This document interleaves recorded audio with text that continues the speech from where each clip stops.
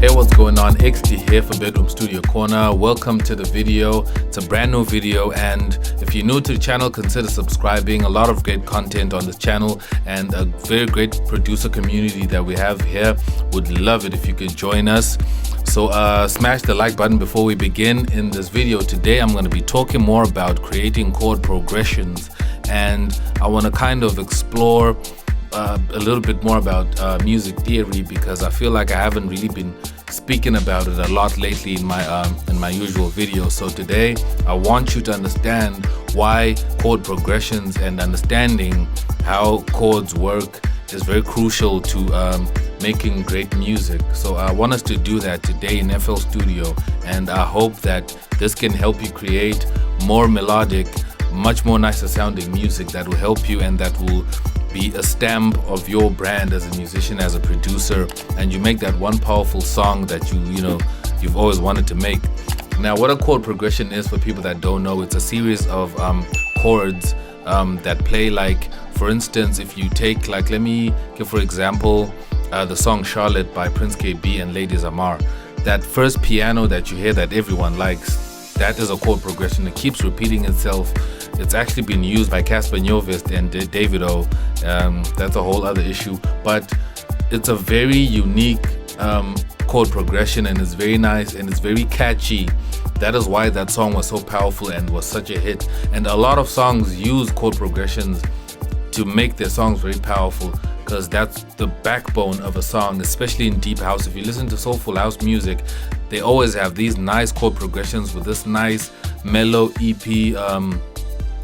mellow piano sound that they use. And I want to show you how you can create that in a very easy way in FL Studio and understand what's really happening with those chords. So let's jump into FL Studio. I've got some keys loaded and let's begin. Okay, so now we're in FL Studio and I have ease keys loaded up here. So what I'm going to do is I'm going to go to the XDizzle Deep House Sample Pack, and I'm going to make a simple beat here, a simple house beat, and we take it from there. 120 over here. Let me actually do a slower tempo, like 115.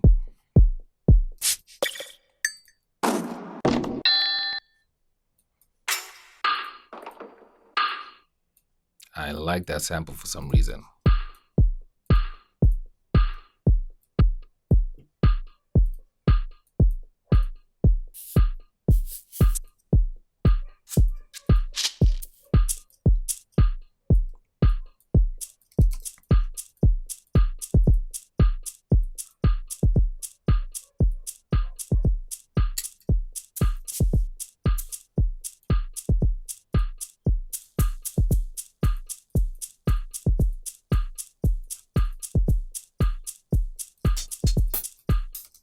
I'll just add a kick, just spice things up a bit.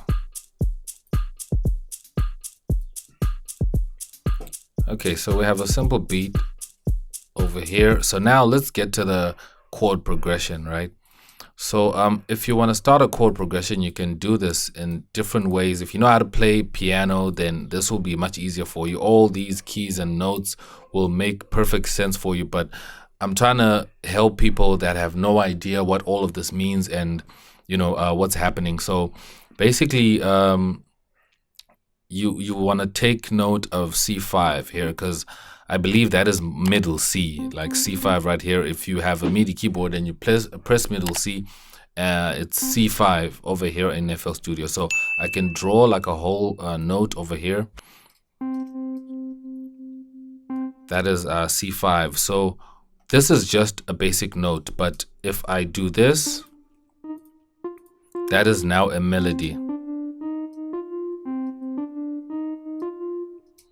So if I want to turn this into chords, I can just pull these guys back like that. Now that is a chord. Then I can select all of these and bring them here. That is a chord. So I already have a chord here, so you can play around with it how you want. Like maybe you can just remove a note like there, and move them around like this. But what I love about FL Studio is that it can allow you to make your chords, and it can help you and aid you along the way, so you know what scale to play in. And I always talk about ghost notes, and our FL Studio is very intelligent, and I love how they help you in creating chords and making it easier for you. If you go here on helpers, you can see scale highlighting over here. It highlights which scale you're playing in. Mine is already set to minor melodic, but I love the automatic feature, because what it does is that it clears out everything here, and it tells you, it kind of detects what scale you're playing in, and then it highlights the notes of the scale that you're playing in. Now, I can do this by adding some notes here. Like, let me add a C major here. Okay, there we go. Now, that's a C major that I just added right now. So already FL Studio has assigned all these white notes, reflecting that those are the notes that are in the scale of C major. So that makes it very easy for me to start adding more notes and start building my chord progression. So note that as you're adding notes, and as you're adding notes to your chords, it's gonna change and kind of detect what scale you're now playing in. So you can do this easily, and you can just feel free to play around and check out the chords, but just keeping in mind that you must stay on the white notes only. Not that it's just only the white notes that you must use. You must also use the black notes as well, but try and stay on the notes that are highlighted here as white in the grid inside, not the white notes here. So don't get that twisted. So let's say, for instance, I want to make something nice and melodic that will go with the drums that I have set up over here. So let me just add some notes. Let me make these a bit lower. Let me transpose down and lower my velocity, because this is the key to deep house. You need softer sounds. You don't need to have a really hard pressed type of keys.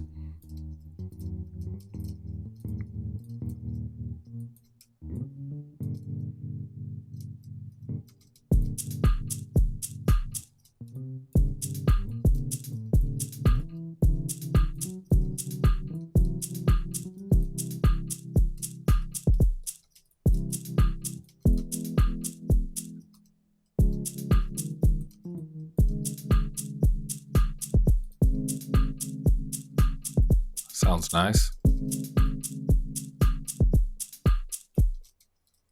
Now from here, I can add more chords. So what I can do is I can duplicate the same chords, and then I modify the second chords a little bit, maybe lower like that.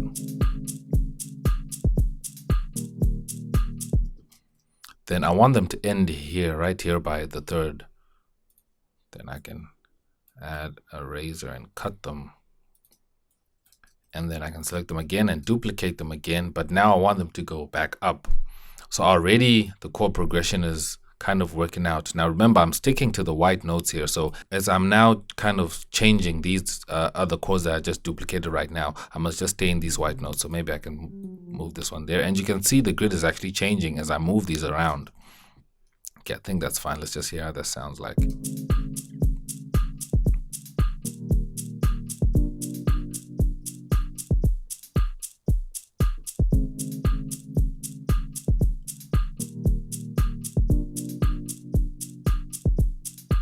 Now I also want to add another chord over here by 4.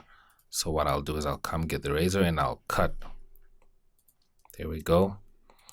Then I can maybe slightly change a few of them like those, like that. Let me play it back.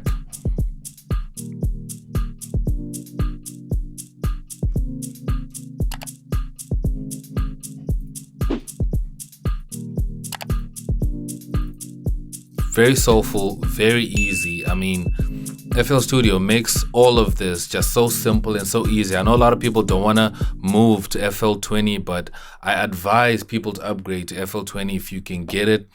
The older versions don't really have this feature depending how far back you go with the versions, but FL20 does all of this very easy, and I just enjoy the updates they keep putting out because it makes it so easy for us to compose. That's all they're trying to do. They're not trying to make it hard for us, but they're trying to make it easy. So make it easy for yourself and get FL Studio 20.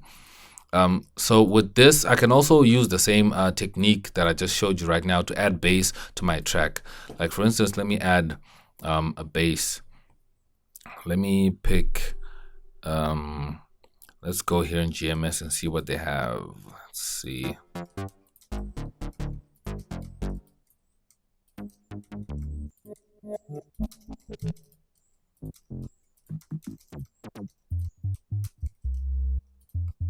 Ah, interesting. I like that bass. That's the bass to MC. You can get it over here in bass, the number 10, in case you want to use that. Now, as you can see in here, if I go to the piano roll of the bass, my notes are already highlighted in here. So this is a guide for me to add my bass. I have somewhere to start. Instead of getting here and there's like nothing over there, there's no guide whatsoever, you're going to struggle to put your bass. So now I can just follow this note over here.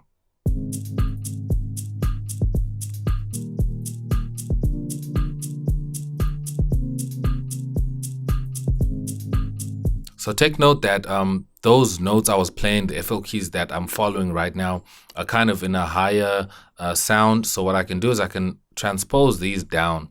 I can go over here and select edit and then transpose 1 octave down, or you can just press Control down. If I do that, it'll bring them down here and make them more bass notes. Then I can start playing around with these notes just to make them more interesting.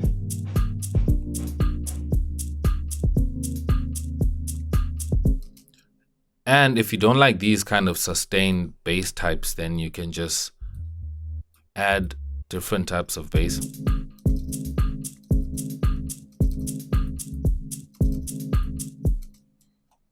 Let me add these little notes over here. Let me raise the volume over here because I can see that my velocity is pretty low.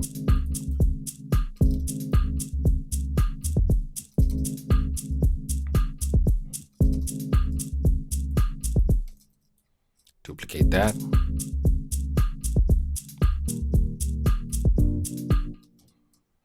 I can also duplicate that again. Put that there. Duplicate that, put that there.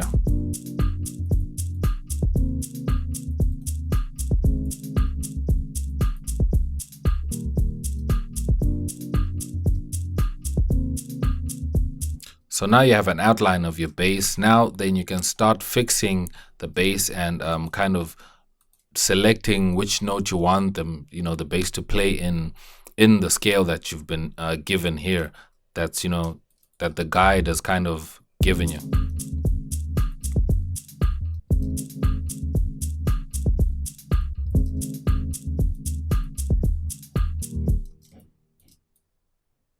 Can raise those.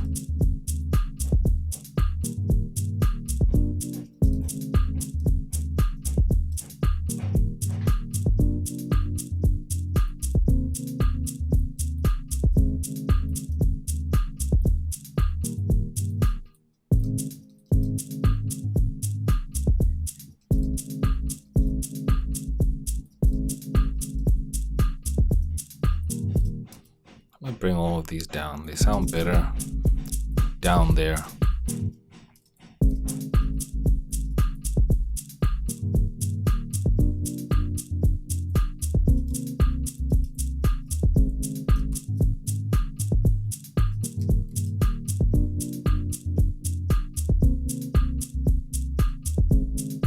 So this is a way you can make bass, or you can make kind of a simple bass that keeps repeating itself like this. Like you can make kind of an arpeggio type of a bass.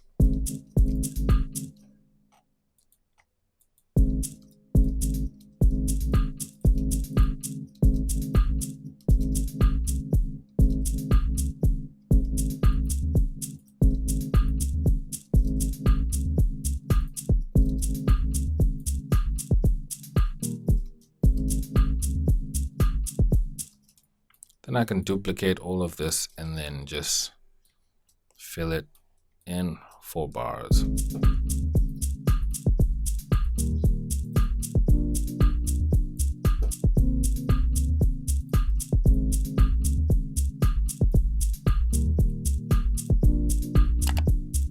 There we go.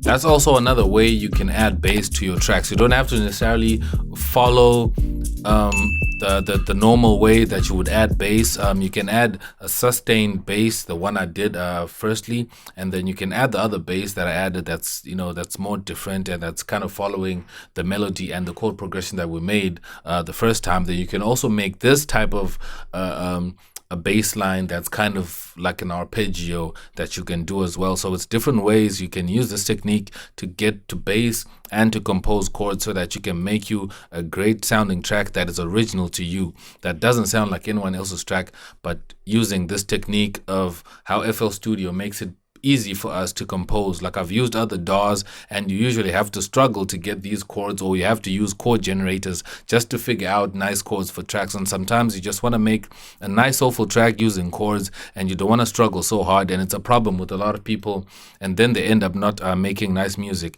And what this helps us do is that we stay in key. A lot of people are struggling with staying in key. I hear a lot of songs and then it takes only one instrument to be out of key to ruin your whole track. So really pay attention to the grid inside here and see what notes are marked here, and don't forget to set your piano roll over here to helpers, scale highlighting, and to automatic, so that you can be able to see what scale you're going to be playing in.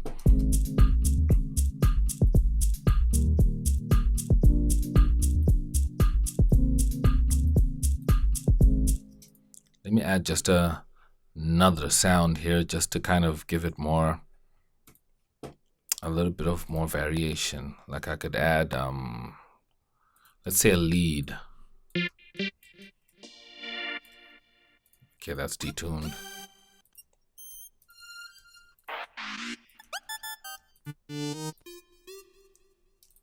There we go.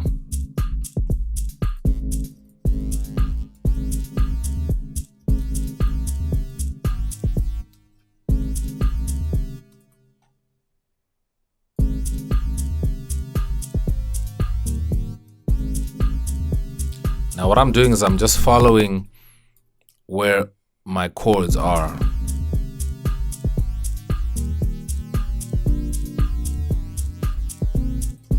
Let that one sustain.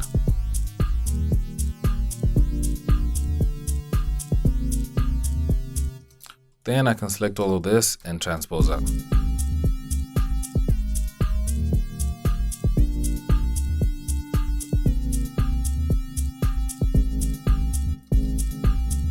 Transpose up again.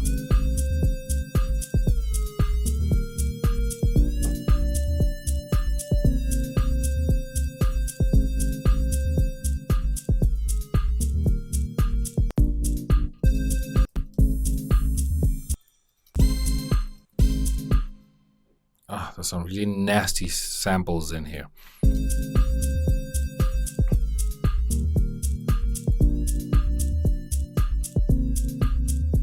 But as you can see, it makes the whole process of composing songs a lot easier when you just follow the guide that is in the helpers. That's why it's there. That's why it's such a great feature. That's why I always use it all the time.